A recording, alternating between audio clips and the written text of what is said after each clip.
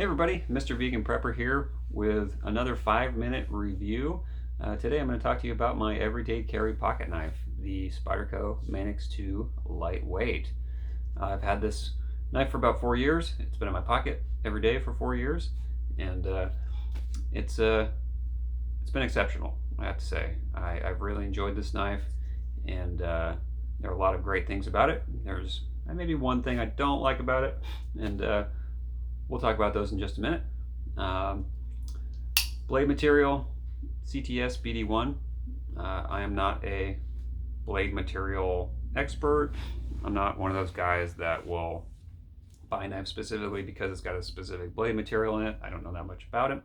I do know that Spyderco has a record of having good blade materials. This is my third Spyderco knife, and the blades have been awesome on all of them. So this one's no exception.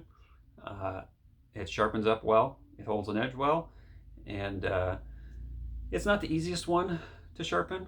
I've had knives that were easier to sharpen, but they typically wouldn't hold an edge as good as this one does. So I do have to put a little bit more work in to get a real nice edge on it. Just spend a little bit more time because it is a little bit harder of a blade material. So happy with the blade. The handle is FRCP, which is fiberglass reinforced copolymer, which is basically a fancy plastic, and it's solid. I mean, plastic gets a bad name, but I've had this knife for 4 years. I've dropped it a whole bunch of times. It's been banged on the ground. It's gone through everything that I put it through, and there's not a chip, there's not a mark on this handle material. It's been awesome. So the good thing about this handle material is it makes for an extremely lightweight knife. I put this on the scale just a few minutes ago, and it came in at 2.94 ounces. It's nothing. It's extremely lightweight, and it's an awesome material. So yeah, it's been strong and it's super light. I think that the star of this knife, though, is this pocket clip. This is Spyderco's lightweight wire clip, and it's fantastic. It's been hooked on my seatbelt and stuff a bunch of times when I get in my truck. It hasn't gotten misshapen. It springs right back, and when I got it, I did flatten, or I guess angle down the end of it a little bit so it wouldn't stick out and catch on stuff quite as easily. But it stayed right there for the last 4 years. The thing I really like about it is it's smooth all the way around. So if I bump into the paint on my truck, it doesn't scratch it. If I bump into a motorcycle at work, it doesn't scratch it. It is an awesome clip. I wish Spyderco would put it on all of their knives or make it an option on all their knives, but they don't, and that's sad because it's a great clip. So then for the lock, this is Spyderco's ball bearing lock.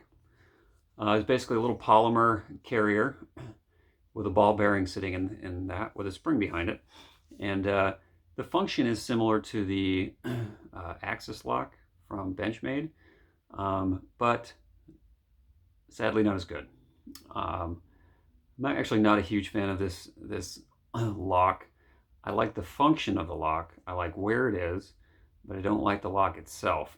I feel like the spring is too stiff in it, and there's no way to change that spring. The lightweight knife is riveted together, so you can't take it apart to change that spring out. I feel like if the spring was lighter, this lock would be a champ. With the spring as heavy as it is, I think it's a dud. The carrier it's got some like texturing on it, but it's too smooth. So if this knife is wet or if my hands are cold, it's extremely difficult to operate the lock.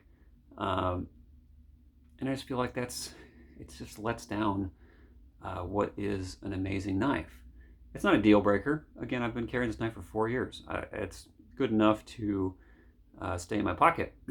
But I just feel like, man, if I could take it apart and change that spring, that this knife would be so much better. But besides that, I have really liked everything about this knife. I like the size of it. It is a pretty large pocket knife. Forgive me, I didn't measure it before I did this, but it's that long. Uh, so you can find all those specs online, but it is on the larger side for a pocket knife. Enclosed, it is a little bit wide, but it is very thin. So when it's in my pocket, I don't notice it.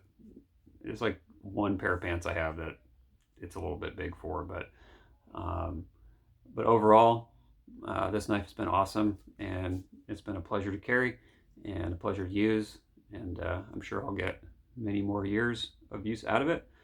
So if this was helpful, guys, please throw a comment down and like this video, and I'll keep content coming your way on more 5-minute reviews. This one's going to be a 6-minute review. Sorry, you get extra. So have a good day, guys.